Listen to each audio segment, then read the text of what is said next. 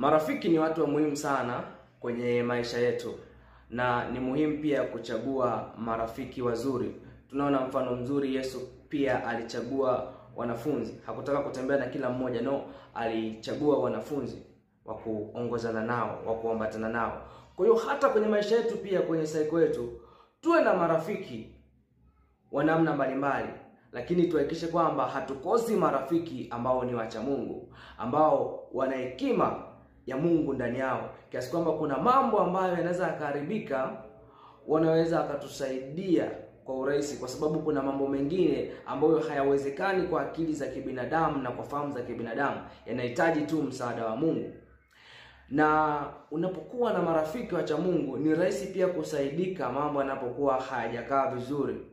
Kwa sababu ushauri wa rafiki una nguvu kuliko ushauri wa mtu from nowhere.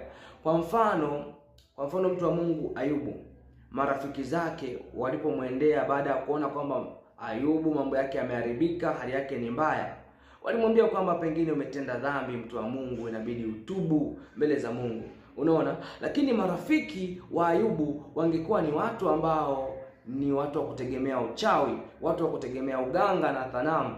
Maana yake ni kwamba wangemwambia Ayubu, tunakwambiaga siku zote Mungu wako wewe ni bure, Mungu wako hana kitu, Mungu wako hana maana. Wangemwambia maneno hayo Ayubu. Wasingemwambia kwamba umemtendea Mungu dhambi, no? Wangesema kwamba wewe Mungu wako si kitu, Mungu wako si lolote. Unaona? Ni kweli kwamba hata alivyosema kwamba umemtendea dhambi Mungu, pengine ni kweli kwamba alikuwa amekosea, kwa sababu alikuwa hawatambui mpango wa Mungu juu ya yale mapito ya Ayubu. Lakini bado sio mbaya, kwa sababu wanamdirect kule kule kwa Mungu aliye hai. Lakini wangekuwa ni watu ambao wao wanategemea uchawi, wanategemea uganga, maana yake ni kwamba wangemwambia Ayubu, twende kwa mganga wetu.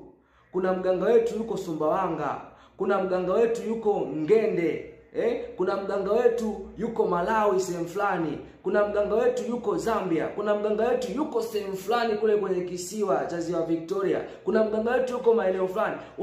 Wangemjaza hayo maneno kwamba Mungu wako si kitu. Kwa sababu gani? Kwa sababu wao wako mbali na Mungu. Kwa hiyo hata wewe ukiwa hauna rafiki ambaye ni mcha Mungu, marafiki wanaokuzunguka ni marafiki ambao wanategemea uganga na uchawi. Maana biashara yako ikifeli, mahusiano yako yakivurugika, ndoa yako ina malumbano, mambo yako yasipoenda vizuri, kazini kunaonekana kuna kwama, mambo hayaeleweki, watakwambia sehemu ya kwanza ya kwenda ni kwa mganga na kwa wachawi. Kwa hiyo hakikisha kwamba unatengeneza cycle nzuri ya marafiki ambao wanaweza kusaidia